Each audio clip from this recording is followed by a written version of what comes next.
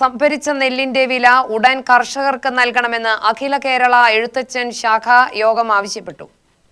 നെന്മാറയിൽ നിന്ന് തിരുവനന്തപുരത്തേക്ക് transport bus അനുവദിക്കണമെന്നും നെന്മാറയിൽ നിലവിലുള്ള ബസ് സ്റ്റാൻഡ് ടൗൺ സ്റ്റാൻഡാക്കി മാറ്റി വല്ലങ്ങി ശിവക്ഷേത്രത്തിന് സമീപം പുതിയ ബസ് സ്റ്റാൻഡ് നിർമ്മിക്കണമെന്നും യോഗം ആവശ്യപ്പെട്ടു.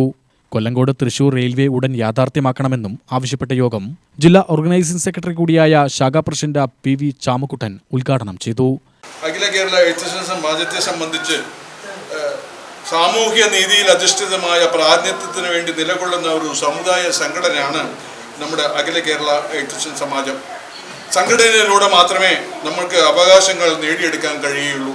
ശക്തമായ സംതൃപ്തമായ ഒരു സമുദായമാണ് അഖില കേരള എഴുത്തച്ഛൻ സമാജം.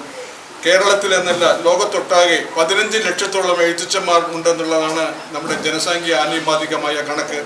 ജനസംഖ്യ ആനുപാതികമായി അഖില കേരള എഴുത്തച്ഛൻ സമാജത്തിന് കേരള നിയമസഭയിൽ 140 നിയോജക മണ്ഡലങ്ങൾ ഉള്ളതിൽ 4 നിയോജക മണ്ഡലങ്ങളിൽ നിന്നും 4 MLA-മാരെയെങ്കിലും നമ്മൾക്ക് അനുവദിച്ചു കിട്ടേണ്ടതാണ്.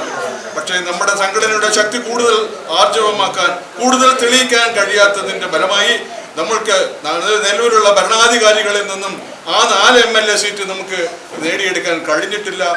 ഒരു MLA സീറ്റിൽ വടക്കാഞ്ചേരി നിയോജക മണ്ഡലത്തിലാണ് നമ്മുടെ ഉല്ലാസ് ബാബു എഴുത്തച്ഛൻ അവരെ മത്സരിപ്പിച്ചത്. പക്ഷേ ഇന്നത്തെ പരിതാപകരമായ സ്ഥിതിവിശേഷത്തിൻ്റെ പേരിൽ ആ ഉല്ലാസ് ബാബുവേട്ടന് അവിടെ നിന്നും വിജയിക്കാൻ കഴിഞ്ഞില്ല. വരുന്ന തിരഞ്ഞെടുപ്പിൽ എഴുത്തച്ഛൻ സമാജം കൂടുതൽ ശക്തി ആർജിച്ചുകൊണ്ട് മുന്നേറുക തന്നെ ചെയ്യും. വരുന്ന 140 നിയോജക മണ്ഡലങ്ങളിൽ 1 എന്നുള്ളതിന് പകരം 14 നിയോജക മണ്ഡലങ്ങളിൽ എഴുത്തച്ഛൻ സ്ഥാനാർത്ഥികളെ നിർത്തി മത്സരിപ്പിക്കും, വിജയിപ്പിച്ചെടുക്കുക തന്നെ ചെയ്യും എന്ന് അസന്നിഗ്ധമായി പറഞ്ഞുകൊണ്ട് ഇന്നത്തെ ഈ നമ്മുടെ കുടുംബ യോഗം ഔപചാരികമായി ഉദ്ഘാടനം ചെയ്തതായി പ്രഖ്യാപിക്കുന്നു. എല്ലാവർക്കും നന്ദി, നമസ്കാരം. ഗോവിന്ദൻ എഴുത്തച്ഛൻ അധ്യക്ഷനായി. NG Bhupathi, PR Deepa, Sreedevi, K Balakrishnan, professor Athira തുടങ്ങിയവർ പ്രസംഗിച്ചു. UTV news, Palakkad.